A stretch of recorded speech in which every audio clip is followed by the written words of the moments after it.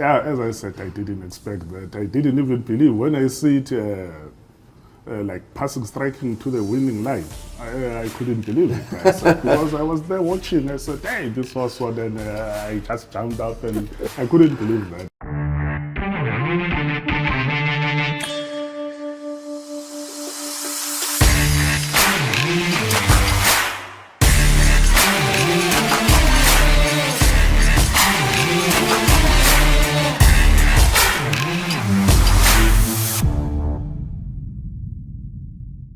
Welcome to another edition of In the Box Seat podcast with myself, Warren Lane-Ferner, my trusted friend and co-host, Andrew Harrison. We've got a very special guest on today's show. He is a gentleman that's just had his first winner as an owner, and his name is Linda Seja. So without any further ado, we're going straight to introduce him to the public and to welcome him to our show. Linda, good morning. Yes, good morning. And how are you? Very fine, thank you, and lovely to have you on our show. As the Christmas tinsel falls on our table, that must be good luck. I hope so. It's green though. Don't worry about that. Horses run on green grass. So we're going to be talking to Linda Seja in a moment about his racing experience, and it's been the weather's been good. The last couple of days it's been rain, a lot of rain, but it's nice to see the beautiful sunshine and the clear skies. Yeah, I know. It's been bloody terrible at home, and we've had rain for the last 2 weeks. Yep. I tipped out nearly 100 mils. Okay, so there's been lots of rain, but we enjoy the sunshine. Let's talk to Linda about this beautiful sport of horse racing. We were chatting to Louis Goosen, who's your trainer, and we'll talk a bit more about Louis in a moment. And just if you pardon me 1 second, I've mentioned to the public on a few occasions that we want to have a podcast, and we are going to have a podcast about how to introduce more owners to racing. And I think we've only got one more podcast left for 2023.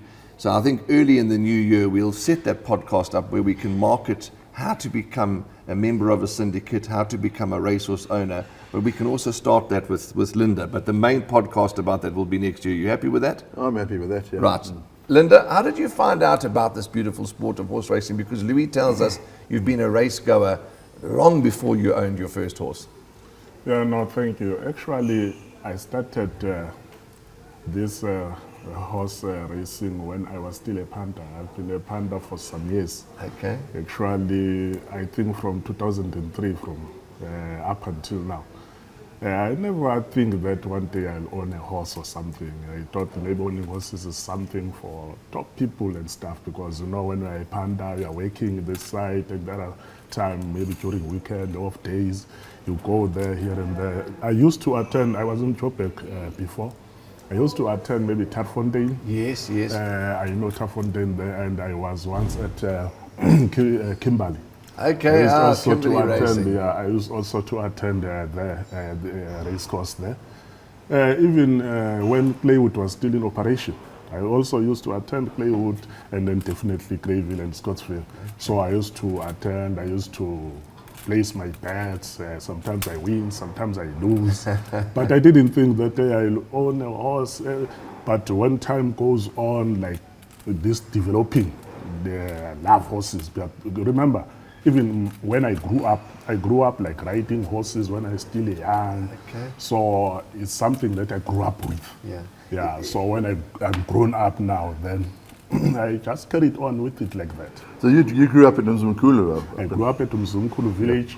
There's Umzimkhulu village called Mweba there. It's a village. Yes. Because I was like herding crows and stuff when I was growing up.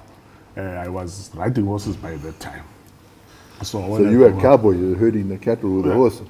Yeah, with horse, yes, I was herding the cattle with horse. It's an amazing feeling, Linda, to ride a horse, isn't it? I mean... Yeah, it's a very good thing. You know, even myself, like it's my body, because when I grew up, I became having big body. But even the time I used to be a panda, I was always thinking that, hey, maybe one day I can be a jockey, but I was old now. Because I liked everything about horses, actually. Up until now, when I grew up then, I got some few cents, and then I decided that no man, maybe I can buy a horse or something. When I'm trying to find the information, how can I do that then?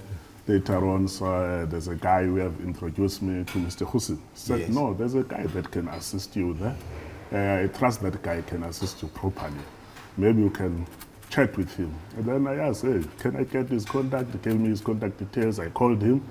I said, hey, man, I need to own a horse here. How can I become an owner? Because I know there are no, most of black men are not in that business. I always see white Indians and stuff. Fortunately enough, when I called Mr. Hussein, no, he just accepted me. He said, no, come. I come here from Mzimkhulu. Sure. We met, we discussed. He said, no, I'm going to assist you. Assisted me with paperwork and stuff. I'm glad, sorry to interrupt you, I'm glad you mentioned Mr. Hussein's approach and I know that, you know, everybody's open-armed and welcomes anybody into horse racing because we need the support. And that was going to be my next question to you was, you know, how was Mr. Hussein's dealings in assisting you? And you've answered that question, you know, that he was so fantastic. And that's the professional that he is, you know, that he wants to come in and get all the ducks in a row and sort things out. Okay, so Mr. Hussein is your trainer at the moment. He's my trainer at the moment because he assisted me signing every document and also assisted me choosing colors. I signed all documents, then he said, no, there is a horse that I found. I think that horse is good. Maybe we can try that horse. Then that's when I said, no, let me put in some money, then get some shares. And it was advised me that no, because, you know, sometimes the horse was expensive because I didn't know. Sometimes we used to see prices of horses when you look at... yes, look at the form guide. You get a fright, absolutely. These horses are so expensive. He said, no, you can't hang yourself. If there's a problem, give money that you can have then. Yes, you can have some partners. Within your You can have a budget. share, yes, you can have a have share. share. That's one of the things that the message that we keep trying to drive to the public, that you don't have to buy a whole horse. whole horse, You can buy 5%, 2%, 10%, 50%, you know. That's how he Sorry. advised me. That's how he advised me. And so I said, no, that's correct. Then he said, no, there's a horse. Then I said, okay, let's go for it. Then we bought that horse. Then he said, no, I'm going to get other people who may be partnering with you Yes. in the horse. There's no problem. Then we bought the horse. And they said, no, you must name the horse. I was going to say, did you name this horse? I named the fantastic. horse. Carry I on named the and horse, tell us I more. named the horse. The reason I named the horse Ibhele, actually, it's because when you go back to my family, I am from Ibhele. Okay. And yes, I'm Seja. Yeah, but I'm Ibhele because my father is in Ibhele. Now, what happened? I said Ibhele is a little bear. It's a bear. Let me say it's a bear because when you say it's a little bear, it's a name that you've named after that horse. You see? But it's a bear. Ibhele is a bear in English. It's Ibhele in Zulu. Okay. Then I said, no, let me name it Ibhele. Then the name was accepted. Then it came back as Ibhele, and then that's all how it started. Sure, what a great story. Yeah, so, yeah, the goose is, he's organised though.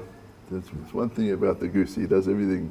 Doesn't do anything by half. Everything's very chop. Absolutely. You know that his nickname is the Goose, Yeah. Louis Hussen. His Oh, nickname is the Goose, so you must I call him the always- Goose. I always call him Louis. Now you call him Now the you goose call when you him go the back to Goose. the When you go back to the stables just now, you say, I'm told that you're the Goose. You're the goose. The Goose, yeah. Okay, I'll tell you a funny story about Louis. I was doing a review of the Vaal racing one weekend. And I was sitting on a train, one of those trains, and I was banging the thing out, and you get this text. A WhatsApp? No, but you get Predictive the text. text. Predictive text. So I sent it all through, and it came out in the Tribune the next day as Louis Gooseneck. Louis Louis Gooseneck. Yeah. It was published like that. Luckily he took it well. So Linda, so you've just got, at the moment you've just got Ibhele in training. You've just got the one horse. Yeah, I've got the one horse because after that win, I said to Mr.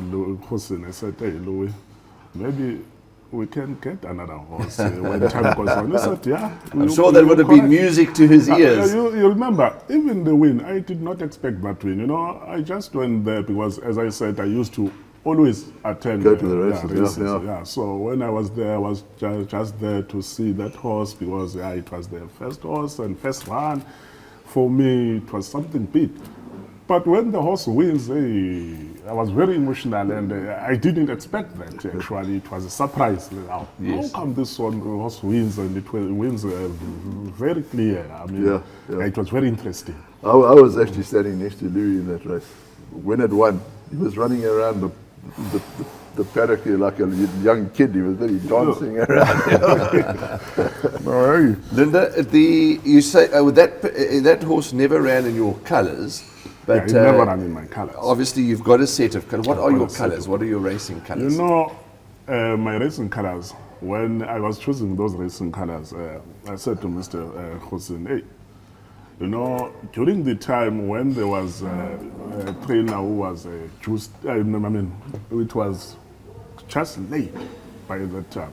There were colours which were used to be worn by Just.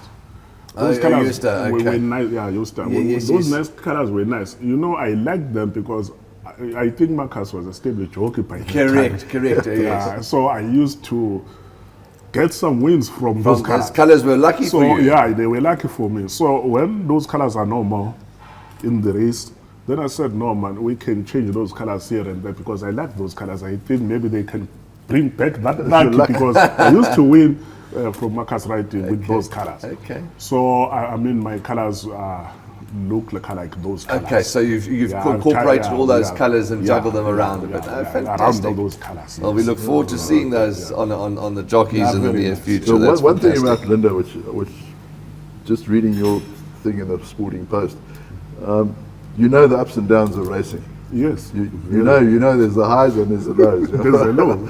Yeah, you can't expect everything to be well, or you can't expect wins every time. That's a good point, gentlemen. That's a very good point because actually it might be in your favour to just be a racing supporter and a punter and then get involved into horse racing because as you say you would have experienced what it's like to win, what it's like to lose, what it's like for a horse to get beat. So that's actually a good food for thought.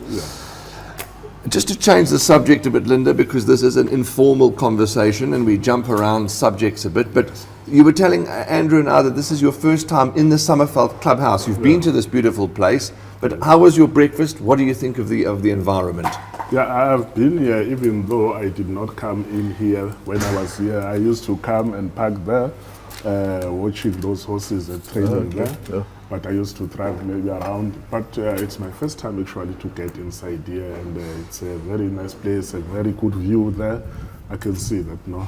And the food delicious. Yeah, very delicious. And you've touched on where you live, so we know that. Are you married? Kids? Tell us about your family. Yes, I am married. I've got my wife. I'm married traditionally at home.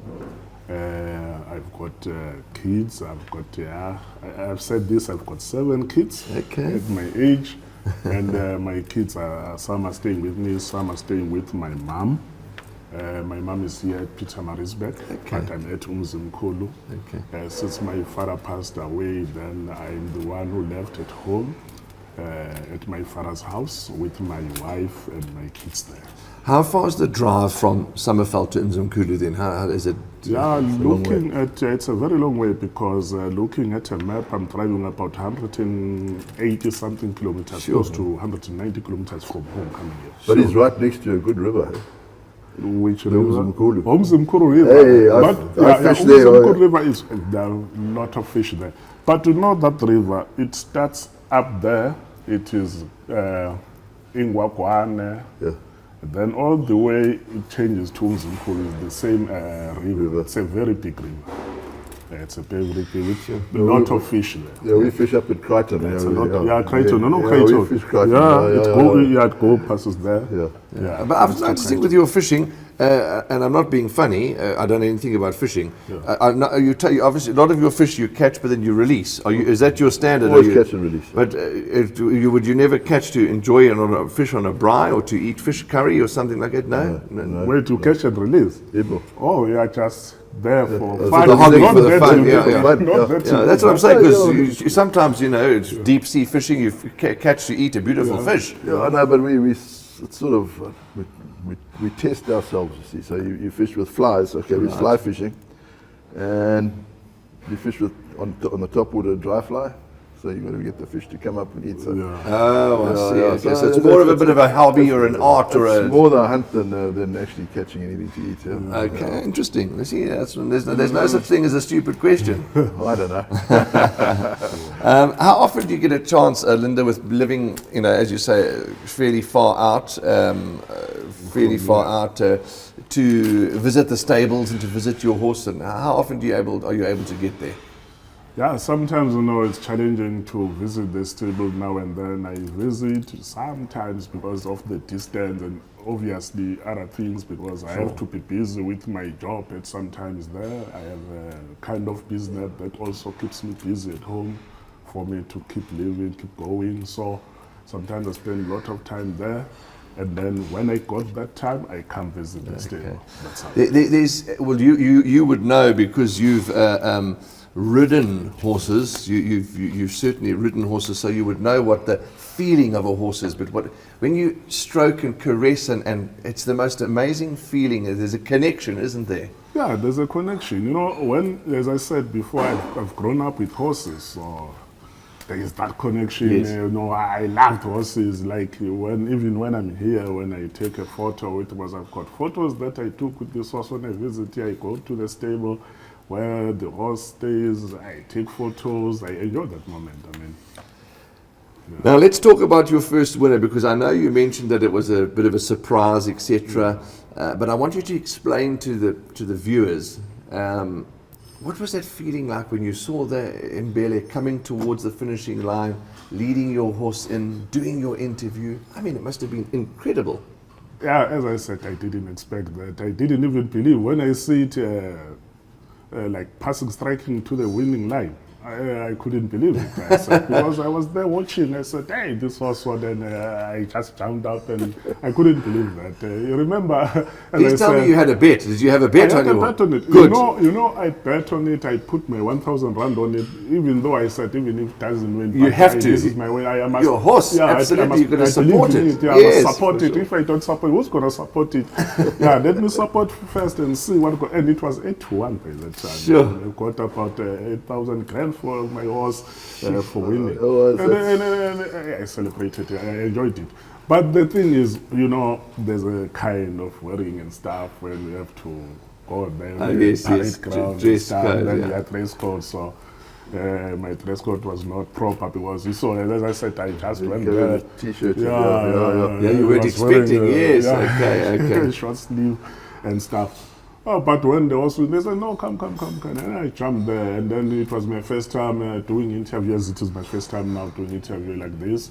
It was my first time. Well, you wouldn't say so, because you look like a I was professional. nervous, you see. I was nervous by that time that, hey, now I'm doing this interview.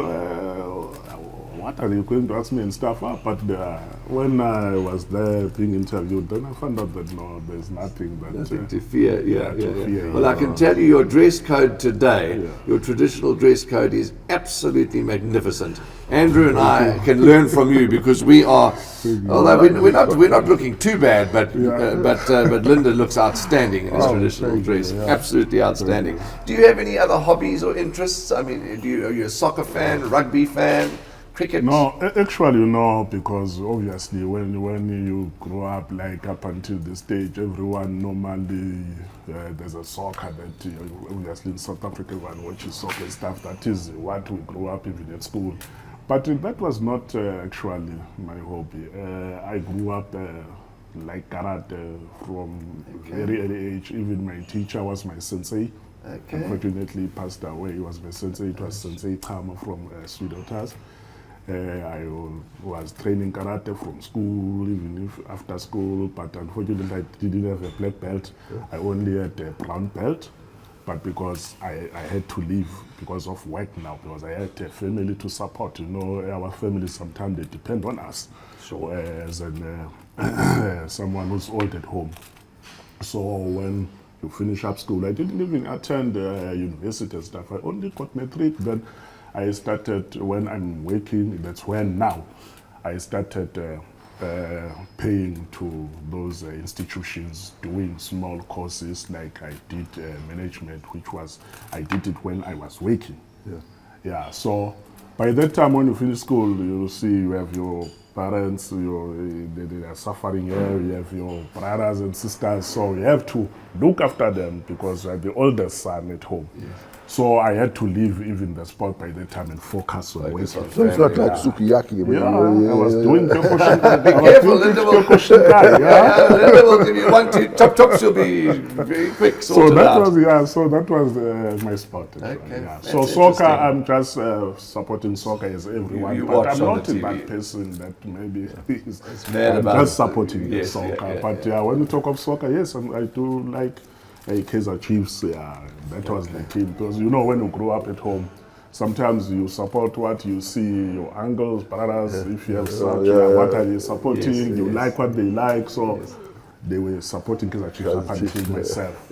Linda, so with you being a punter and obviously having that the one horse in training, I mean, you keep track of racing. You follow racing. Do you follow it on a daily basis, on a sort of just KZN basis, or when you have the time? Are you the question I'm asking is, do you follow all racing fairly regularly? I follow all racing. Even if I am home, I did not go maybe to Tot or wherever. I stay home sometimes when I'm doing nothing during the day. I open my TV, I open a channel, I just watch horses. I do have even an app. You can watch. I can even take my bets. Even What's your favorite bet? Horses. I used to I've got Hollywood and what is this? Is it Gold Circle? And I've got Gold Circle, Tab Gold. I've got Tab Gold, Hollywood, and what do you call? Not a World Sports Betting, maybe World Sports Betting. Betway. Betway. Okay. There's so many different apps. Okay, so you're well sorted. No matter where you are in the world, you're sorted. I'm sorted. And what is your favourite bet, Linda? Do you enjoy taking a win or an exacta or any bets? Like me, I take any bets. I like taking pick six, yes, jackpot and wins. Okay. I believe in wins because I just look for some wins.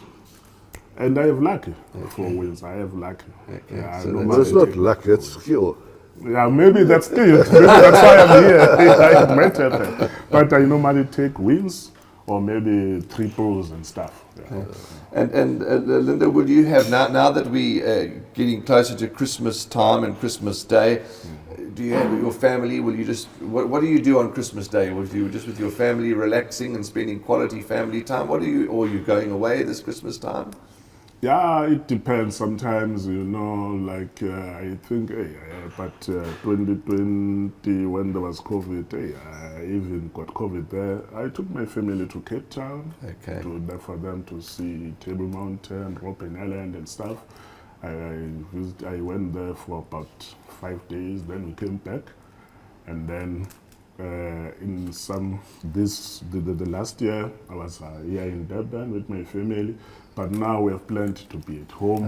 They are relaxed with family and friends. Sometimes staying home is the best holiday. Yeah, especially this time of the year. Yeah, absolutely. Yeah, but Christmas time, when it's a Christmas day, by that time, obviously I'm home. Yes. But maybe during this time, since now it's like 14, 15, 16, those days, that's where maybe we go out. Okay. Yeah, correct. Yeah, absolutely. Tell me, Linda, I saw in their sporting post thing, you in the forestry business? Yeah. I'm running a timber actually. That's what keeps me busy when I'm not in Toto or I'm not in race course. I'm busy with my work, even though it's upside down. If it's raining, like you see the weather, these few past days, you can't get in our business becomes very difficult because you can't go to the forest and stuff. Trucks can't go in, because I'm dealing with logs. I have to transport logs. At some point, actually, I'm doing rafters, pay lines. I'm cutting timber. That's what I'm doing in my timber. Actually, I'm running a sawmill. That's what I can say in short. Yeah.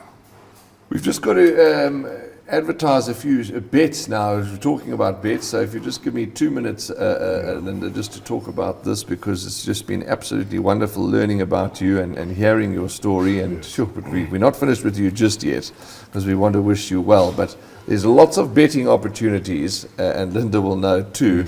There's lots of soccer betting, soccer pools that are swelling, and there's been added bonuses, etc. Of course, score 8, score 10. There's soccer 6, soccer 10, soccer everything. But for more information, go onto the Facebook, the Gold Circle Facebook page, and the Tab Gold Facebook page, and you'll see all those pools and what pools you're betting into, what carryovers there've been. So there's plenty of soccer betting opportunities. Then this weekend down at Hollywood Bets Kenilworth, have you had a chance to look at the Hollywood Bets Kenilworth Guineas for this weekend yet, or is it still a bit early in the week? You haven't looked at the form? No, I haven't looked, and I haven't looked at form. Okay. Well, you and I seem to be on the same horse. Yeah, I think it'll win. Yeah. Just to refresh my memory again, it's Dean Canamea, Craig Zaki. And green something. Green, that's right. The name escapes us. But Green with Envy, I think Green is with what it's Envy. called. Green with Envy. I watched it win in Scottsville. It went well. Yeah, absolutely. Very good, very, very good last run. So that's the one that we like. So that's the Hollywood Bets Guineas down at Hollywood Bets. There's a big carryover, Pick 6 carryover. There's Kenilworth.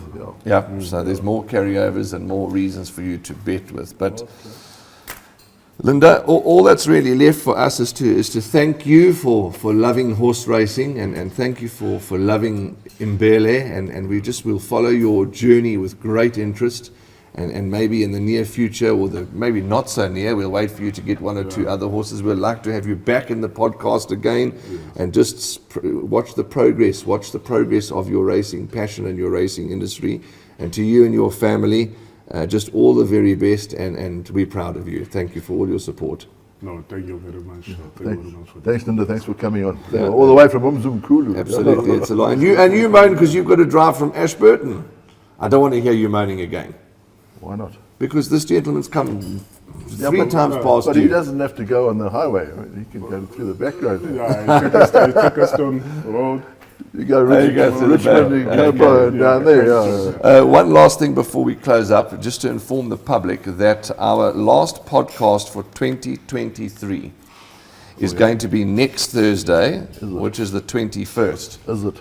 Yes, because obviously the 21st. Then we're going to have a little break, because then there's Christmas, and then in the break in between Christmas and New Year, and we'll take that week off, and then the first Thursday back into January, we'll be back. I don't think we should take a week off. We've got to keep working, man. It gets a bit close. Let's look at the date then. 27th, we have another podcast. That's my birthday. Well, I'll interview you. That'll be a good one. You see the team behind the scenes. Okay, now they want. Well, let's have a look at the calendar. No, the 21st. I'm just joking. The 21st is next week, and then we can do the 28th. My birthday is not the 28th, so we can do Thursday the 28th. You obviously don't want any time off. No. Well, we'll come back to you, but I think the last podcast will be on the 21st. What do you think, Linda? We deserve some time off or not? Yeah, you have some time off, I think. I'm in Linda's camp, but we'll come back to you. It'll be well publicized, well advertised. Either the 21st or the 28th will be the last for the year. But whatever it is, we need to get Andrew Harrison dressed in a Christmas outfit. So we watch this space, watch the public Christmas platforms we might need to get, or we need to get a bit of a challenge going to see if we can get Andrew Harrison dressed up as Father Christmas. On that note, punt well, be safe, stay happy, and love one another, and we will see you as always in the number 1 box.